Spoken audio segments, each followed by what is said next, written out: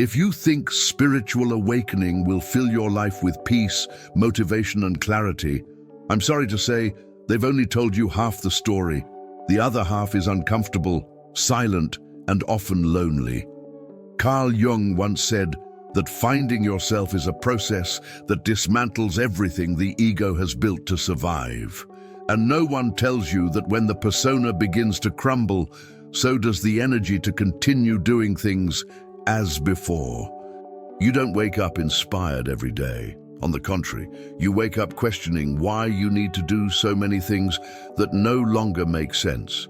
And this isn't laziness, it's the soul refusing to waste energy on non-essentials. The problem is that, at this point, many people panic, trying to regain their old motivation as if it were a lost trophy. But what if a lack of motivation isn't a flaw, but rather the first sign that you're finally ready to live differently? The silence after the thunder. There are moments in life when the noise is so intense it seems to take over every corner, as if there were no room left to breathe. But after it comes silence, and that's when the most uncomfortable truths often emerge. It's like after an intense argument. While the ego is inflamed, you only hear your own defense, but when the dust settles, you begin to feel the weight of what really remains. Carl Jung would say that this is the moment when the persona weakens for a few seconds, allowing the unconscious to whisper what the conscious doesn't want to admit. It is in this pause that spirituality ceases to be just a pretty concept and becomes a mirror that doesn't lie. Many try to escape this, filling the void with social media, overwork, or any distraction, but it is precisely there that the opportunity for profound shadow work lies. Silence is like an interrogation room for the soul. And in this space, you are simultaneously the accused, the judge, and the investigator. Few have the courage to stay there long enough to hear what is really being said. The problem is that we've been taught to see silence as absence, when in fact, it's an amplified presence. After a thunderclap, be it a painful breakup, an unexpected loss, or an identity crisis, the world expects you to react quickly, pull yourself together, and move on. But the unconscious, guided by archetypes as old as humanity itself, demands the opposite. It wants you to stop, stare into the void, and accept that you don't have all the answers right now. It's uncomfortable, of course. After all, the ego loves to solve everything immediately, just to avoid feeling vulnerable. But in this rush, we miss the opportunity to perceive the hidden patterns that truly caused that initial impact. The thunderclap is just the warning, the silence is the message.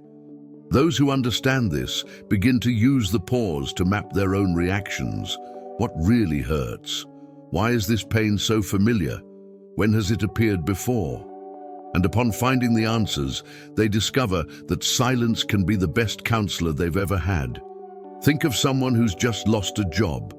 The thunder is the dismissal email, heavy with weight and surprise. Silence comes in the following days, when routine loses its shape and the world seems slower. Most rush, sending resumes, contacting contacts, acting almost automatically to avoid feeling stuck. But those who understand the value of this pause allow themselves to feel first. They jot down what happened in a notebook, review how their ego reacted, observe how their persona tried to maintain poise, and notice where the shadow manifested. Perhaps they discover that the anger isn't just against the boss, but against an invisible loyalty to an old narrative of "I need to be perfect to be loved." In that moment, silence becomes an emotional scanner, revealing layers that wouldn't be seen in the rush. And when pierced with awareness, it opens a new question, almost like a whisper that won't shut up. What if the real prison isn't in what happened now, but in the invisible loyalties you've carried for years? The invisible prison of ancient loyalties. There are bonds that have no chains, no padlocks, and yet hold on for a lifetime. These are invisible loyalties, silent pacts made, often in childhood, that shape what you believe is right or wrong. Carl Jung would explain that these agreements are deeply connected to the family unconscious and the archetypes we inherit, and that even if they haven't been verbalized, they influence every decision. It's like the son who doesn't allow himself to earn more money than his father because he unconsciously fears disrespecting his history. Or like the daughter who, without realizing it, chooses unhappy relationships because she believes she needs to be strong, like her mother was. The ego becomes accustomed to this script, and the persona learns to defend it, even at the cost of its own happiness. And, curiously, the more someone tries to change without acknowledging these loyalties, the more life seems to pull them back to the same point. It's as if there were an invisible elastic band always pulling back toward the past. The weight of these loyalties lies not only in what you do, but in what you don't allow yourself to do. Shadow work in this context is like shining a flashlight into the family's emotional basement and seeing that many of the values you carry aren't really yours. They're loans no one asked to return. That's why change hurts so much. It's like betraying a history that was always said to be sacred. Genuine spirituality here isn't about ascending to higher planes, but about having the courage to break unconscious pacts and create new archetypes for your life. This is why many people, even after a great achievement, feel an inexplicable discomfort. It's not guilt or fear of success. It's the feeling of breaking a silent promise with the past. And until that promise is revisited, you'll find yourself repeating patterns you swore to abandon. A practical example: someone grows up in a family where stability is more important than anything else. This person, even with talent and opportunities, avoids risks, rejects innovative ideas, and stays in a job they hate just to honor the inherited narrative of security. When they try to leave, something inside them, a mix of ego, fear, and loyalty, paralyzes them. It's as if they hear the voice of previous generations saying, "Don't take risks, don't ruin what we've built." And at this point, life may even send thunderbolts to force change, but the prison isn't physical, it's psychic. And until this internal structure is confronted, any step toward freedom will seem wrong. It's precisely at this impasse that the next reflection arises. What if your purpose isn't something fixed and eternal, but rather something that changes as you break these old bonds? The myth of constant purpose. Many people live as if purpose were a single, engraved mission, discovered once and followed forever. This belief, while comforting to the ego, is a trap. Carl Jung would say that life is a process of individuation, and that this requires constant changes in the paths we choose. What makes sense at 20 may not at 40, and insisting on maintaining the same narrative is like wearing clothes that no longer fit, just because they once looked good. True spirituality doesn't cling to a life mission label, but understands that each phase requires a new translation of that purpose. The problem is that the persona likes stability, and to maintain its image, ignores the signs that something has changed. This is why so many brilliant professionals wake up one day and feel empty in the work that once excited them. The truth is, purpose isn't a straight line. It's a living map that redesigns itself as you grow. A common mistake is to confuse purpose with function. For example, someone might believe they were born to be a teacher and spend decades in that role, even when they no longer feel passionate about it. The purpose, however, may have been to teach, inspire, impart wisdom, and this could manifest itself in other ways, such as writing books, creating online courses, or leading social projects. Excessive attachment to the format suffocates the essence. Shadow work comes in here as an invitation to revisit the real motivation behind what you do, confronting the fear of abandoning a role that no longer represents your truth. It's uncomfortable because changing your purpose often feels like a betrayal of your own story. But in fact, it's the opposite. It's a reclaiming of your essence, which cannot bear to live imprisoned by a single narrative to satisfy external expectations.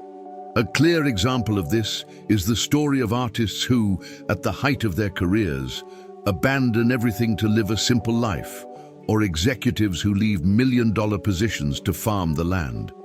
In society's eyes, this seems like a waste, but for them, it's coherence. The persona they once embodied no longer fits, and the archetype that now guides them demands a new perspective. When we understand that purpose is mutable, we stop seeking a fixed destination and begin to cultivate presence along the way. This shift in perspective is liberating, but also frightening, because it opens the space to question not only what we do, but why we do it. And when you start listening to yourself on this level, you realize that even your body from time to time tries to warn you when something isn't aligned with your current purpose. The body as a messenger of fatigue. The body speaks, and not just in a poetic sense, it literally becomes a faithful messenger of what the mind and spirit refuse to face. Carl Jung explained that the unconscious finds symbolic ways to manifest itself, and the body is one of its most direct channels. Persistent pain, fatigue that doesn't improve, muscle tension that insists on returning. These are often not just physical symptoms, but reflections of unresolved internal conflicts. The ego, in an attempt to maintain a functional and strong persona, often ignores these signals, until the body, like a loyal but tired friend, decides to forcefully stop you. Spirituality at this point is not about escaping from the body, but rather about listening to it like an oracle. Each symptom can carry a message, and more often than not, it's far more honest than the narrative we tell ourselves. Consider burnout. Officially, it's exhaustion caused by overwork. But in practice, it's also a cry from the unconscious saying, "You're living in a way that isn't yours." The affected person may even love their field, but if the pace and living conditions don't respect their vital energy, the body will intervene. It's as if saying, "If you don't stop, I'll stop for you." Shadow work helps decipher these messages. Is this constant migraine just genetic, or does it appear every time you enter environments that require a persona other than your own? By asking these questions, the relationship with one's own body changes. It stops being just a machine to be maintained and becomes an ally, a precise sensor of the truths we try to hide.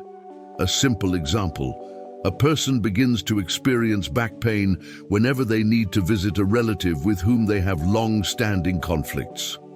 Doctors may find physical causes, but the repetition of the emotional pattern is impossible to ignore. The body, in this case, is literally acting out the tension of carrying stories that no longer belong to it. Carl Jung would say, this is the shadow trying to express itself, since the conscious mind doesn't want to deal with the situation. When someone learns to listen to this kind of message, they begin to see the symptoms as invitations to investigate their own life, not just as problems to be medicated. And it is at this point that an inevitable reflection arises. How often is the fatigue you feel not your own, but the result of silently comparing yourself to lives and trajectories that were never yours? The subtle comparison trap. Comparison doesn't have to be explicit to corrode. Often, it creeps in almost imperceptibly, disguised as inspiration or admiration. Carl Jung would point out that behind this movement, there's a silent game between the ego and the persona. The ego wants to prove it's enough, while the persona wants to maintain an image of always being on par with others. This is where dangerous patterns emerge. You look at what someone else has achieved, and even without feeling overt envy, begin to adjust your pace, your choices, and even your vocabulary to approximate that. It seems harmless, but over time, this artificial alignment drowns out the unique voice of your own spirituality. Subtle comparison doesn't shout, it whispers, maybe your way isn't good enough. And little by little, you believe it. The danger is that this kind of comparison goes unnoticed even in the most conscious environments. It's possible to be in a spirituality circle, talking about shadow work and archetypes, and still be playing the comparison game, only now with those who seem more evolved, more awake, or more at peace. This is a sophisticated poison because it wears the mask of the pursuit of growth, but deep down it's feeding the same old fear, that of not being enough. It's like exchanging the yardstick of material wealth for the yardstick of spiritual evolution, without realizing that you continue to measure your own life by someone else's standard. At this point, consciousness needs to turn inward and ask, what in fact is mine? And what is a reflection of what I saw in others and accepted as a reference? A practical example. Someone starts meditating because they saw a friend post about the benefits. At first, they feel a genuine connection, but soon they begin comparing themselves to the depth of someone else's practice, and suddenly meditation stops being an encounter with the self and becomes a silent competition. This is where the trap reveals itself. The practice loses its authenticity and becomes a performance for oneself. Carl Jung would remind us that any archetype can be distorted when used as a mask, and comparison is one of the most subtle ways of doing so. The challenge is to realize that your journey is irreducibly unique. And when this is internalized, a new question arises. If even light can cast a shadow, what happens when the most illuminated part of you begins to grow unobserved? The shadow that grows in the light. Few people realize, but the more light someone projects, the more shadow they create. Carl Jung said that there is no expansion of consciousness without an equivalent expansion of the shadow, and this applies to both spirituality and practical life. It's easy to imagine the shadow as something that exists only in the darkness, but in reality, it grows alongside your gifts, talents, and virtues. When the ego begins to over-identify with the light, with the persona of good, wise, evolved, it creates dangerous blind spots. You begin to believe you're immune to certain flaws, and that's precisely where the shadow finds room to feed. It's the spiritual master who becomes arrogant, the compassionate leader who begins to manipulate to maintain power, the artist who loses humility when applauded. Unattended light becomes a spotlight that blinds itself. Personal and spiritual growth requires constant vigilance over these comfort zones created by the light. It's as if each achievement comes with a hidden counterpart, testing whether you're ready to handle it without becoming corrupted. Shadow work then becomes not only a healing exercise for old traumas, but also a preventative practice. Observing how the ego reacts to praise, results, and influence. A person who fails to monitor the shadow that grows alongside the light can end up trapped in an inflated archetype, living in a parallel reality where there are only virtues and no flaws, until an inevitable collapse makes them see what they've ignored. And this collapse, though painful, may be the only way to restore balance. One example is someone who begins volunteering out of genuine compassion. At first, the motivation is pure, but over time, public recognition becomes fuel. Social media begins to record every action, and without realizing it, the person no longer acts simply to help, but to maintain the image of altruism. The initial light gave rise to a shadow fueled by vanity. Carl Jung warned that this dynamic is inevitable if there is no constant self-observation. Recognizing that the shadow grows alongside the light is not discouraging. It is liberating, because it prevents a sudden fall and allows one to adjust course along the way. And it is precisely at this point that a new question arises. If light and shadow are always growing together, how does this affect how we connect with human goals that deep down may be disconnected from what the soul truly desires? The disconnection from human goals. We live surrounded by goals, buying our own home, achieving financial stability, traveling to certain destinations, achieving a certain professional status. These are the flags society raises as symbols of victory. But Carl Jung would remind us that many of these goals are products of the collective persona, not reflections of the self. They function as cultural archetypes, passed down from generation to generation, until we convince ourselves they are universal and mandatory. The problem arises when the ego begins to align itself exclusively with these objectives, without questioning whether they truly correspond to our inner calling. This is when spirituality loses depth and becomes just another item on the productivity list. Meditate 20 minutes a day is included alongside take 10,000 steps and achieve a goal at work. The disconnect happens silently, and before we know it, we're already running on a track we didn't even choose.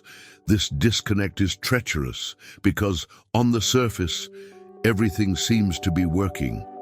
The person hits goals, receives recognition, displays achievements, but inside there's a chronic feeling of emptiness.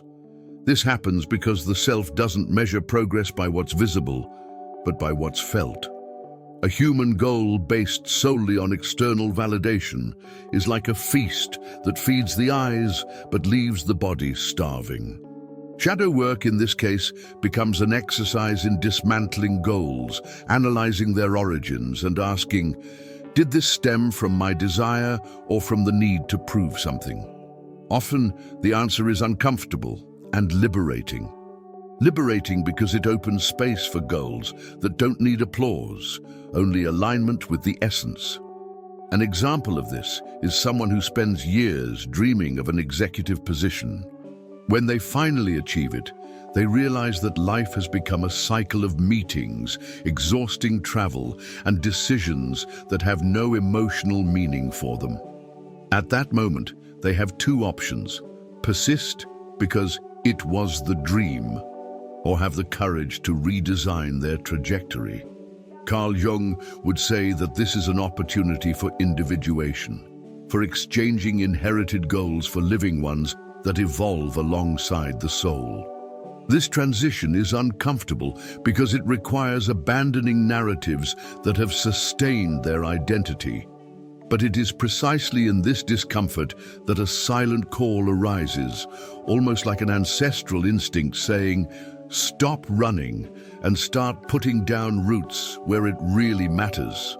The call to putting down roots doesn't mean being tied to a physical place or an unchanging routine. Carl Jung would point out that in a symbolic sense, taking root is establishing a solid connection with the self, so that the winds of circumstance don't tear you away from yourself. We live in a culture that exalts constant movement, the pursuit of new experiences and the accumulation of goals. The ego feels powerful this way. The persona maintains its social relevance, but the soul demands silence, permanence, consistency. Putting down roots is saying no to everything that is excessive and yes to what is essential. It's choosing to nurture deep relationships, cultivating habits that sustain the body and mind, and finding meaning in repetition. Not out of boredom, but out of love for what is repeated. It's a movement against the logic of haste, an invitation to spiritual maturity. The call to put down roots often arises after periods of great instability. It's when a person realizes they've spent years chasing external validation, empty goals, or subtle comparisons, and that all of this has left them exhausted. Spirituality, at this point, ceases to be a search for new peaks and becomes a journey of deepening. It's like exchanging the desire to climb new mountains for the patience to explore a single forest until you know every trail, every sound, every smell. Shadow work, in this context, is the act of understanding which roots are still attached to infertile ground, inherited beliefs, old loyalties, narratives that no longer serve, and replacing them with your own roots, planted in fertile soil. Roots aren't shackles, they're bridges between who you are and who you can become. A simple example, someone who has always dreamed of living abroad. After years of adaptation, they realize they're living like a permanent tourist, always with their suitcase packed, without deep connections, without a real community. By deciding to put down roots, they begin to get involved in local projects, meet neighbors, commit to causes, and stop treating life as something temporary. This decision, though subtle, changes the way they experience time and relationships. Carl Jung would say that it is at this moment that the individual begins to experience individuation in a mature way, no longer seeking only the new, but delving deeper into what already exists. Putting down roots isn't about losing freedom. It's about gaining identity. And when all these truths connect, a complete picture emerges, a map of spiritual awakening that few are willing to face, especially when it dismantles the romantic notions of motivation and purpose. Now that you know these truths, the question is, what will you do with them? Will you pretend you didn't hear and return to your old routine, or will you use each insight as an invitation to transform your life? Carl Jung would remind us that knowing isn't enough, you have to act. Perhaps it's time to stop chasing inherited goals, break with invisible loyalties, and finally listen to what your body and soul have been trying to tell you for years. What if the lack of motivation you feel is actually a cry for freedom? How many decisions would you make if you weren't trying to prove anything to anyone? If these questions resonated with you, let me know in the comments. I want to know which of these truths resonated with you the most. And if you want to continue delving deeper and not get stuck on the surface, subscribe to the channel and turn on notifications. Because what lies ahead will further challenge your understanding of spiritual awakening.